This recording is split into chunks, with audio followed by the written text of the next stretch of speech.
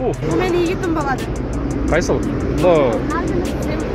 Базар кургондо кыз талашып тапанча менен коркуткандар кармалды. Жалал-Абад облустук милициянын маалыматына ылайык окуя 18-июнда Базар кургон районунда катталган. Ал күнү 29 жаштагы жана 25 жаштагы эки жаран Матиз үлгүсүндөгү унаа менен жол жээгинде токтоп турган учурда аларга Toyota Camry маркасындагы унаадагы эки киши жакындап келген.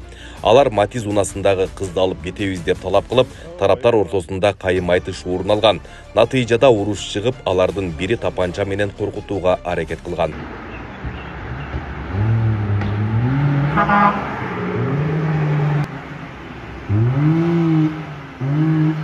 Матиз үлгүсүндөгү автоунаанын ичинде отурган кызды алып кетебиз деп талашып жатып, алардын бири экинчи жаранды башына бир жолу уруп жиберген. Андан соң экинчиси чөнтөгүнөн тапанча чыгарып атып салам деп коркуткан. Ал тапанчадан бир нече жолу ок чыгарган соң куралдын арткы бөлүгү менен жабырлануучунун башына уруп, анын башын жарып койгон. Нарканын травматы бар окшойт, пистолети барбы?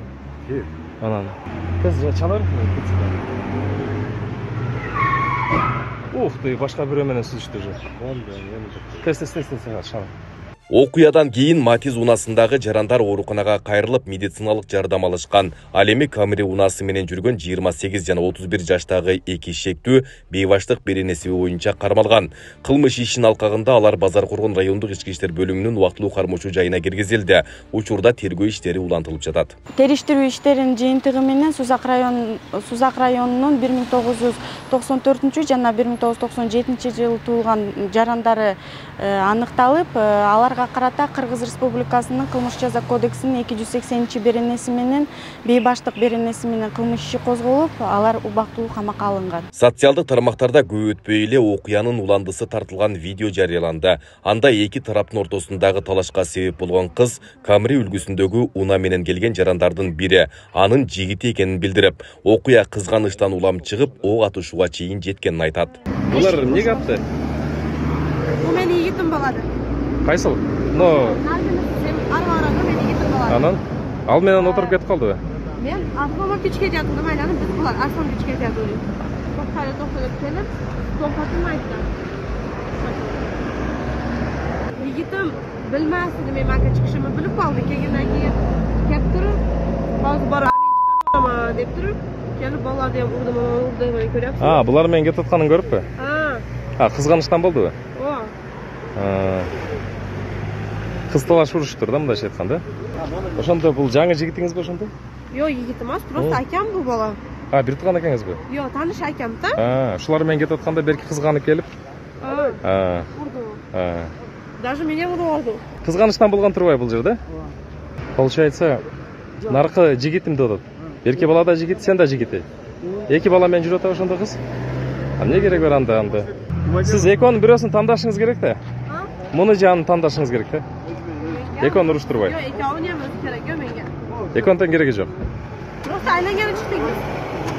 Жан бирөө айтыш керек да, бир жигит менен жүрүш керек да. Ушундай эле курал менен болгон окуя Чүй облусунда да катталды. 2025 жылдын 16 июнунда социалдык тармактарда Hyundai Sonata үлгүсүндөгү унаанын жүргүнчүсү ок атуучу курал көрсөтүп, абага ок чыгарган видеосу тараган. Окуя коомчулукта кызуу талкуу жараткан. Жүргүзүлгөн иликтөөнүн негизинде тартип коргоо органдары шектүү жарандарды аныктап, тиешелүү чаралар көрүлдү.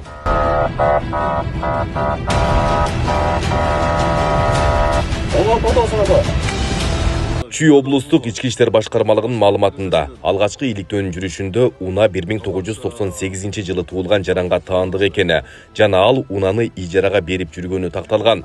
Жыйынтыгында унааны ижарага алган жана окуяга катышкан бардык адамдар аныкталган. Алар 2008 жылы туулган жашы жетелек 3 өспүрүм экени белгилүү болду. Алардын айтымында унааны социалдык тармактарга таасирдүү сүрөт жана видеолорду жарыялоо максатында ижарага алышкан. Баяман деген кызгандын айтымында Bütün lirayla tutmuş. Ne kaydandı? Abi kalgan ballar kaçta? Vardı bu.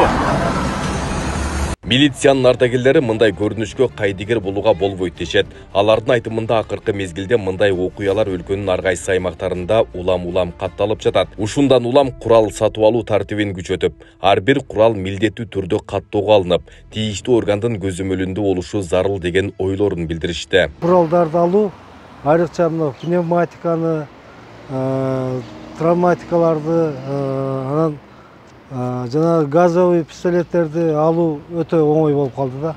Буларды бир четинен баасы да арзан.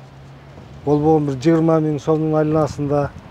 Экинчиден буну кандайдыр бир жолдор менен алат дагы, алган адамдар буну мыйзам чегинде өздөрү сактабайт. Мисалы үчүн кече жанагы ошол атып аткан бала жөнүндө мен өзүмчө ойлоп атам. Бул бирөөнүн пистолетин алганбы же өзүнүн газовый пистолети, бул пистолетти элдин арасында көтөрүп чыкканга эч кандай бунун эмеси да жок болчу, зарылчылыгы жок болчу. Кечегидей шарттарда болсо бул жөн эле көпкөндүк. Бул жөн эле чектен чыккандык.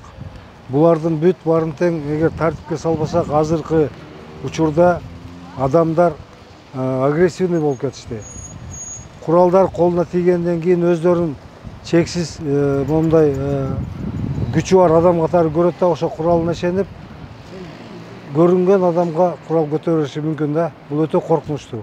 Маалымдай кетсек, Жалал Абад облусу боюнча 2025 жылдын январ айынан бүгүнкү күнгө чейин облустун аймагында жарандар тарабынан мыйзамсыз колдонулган 23 дана ок атуучу курал алынган.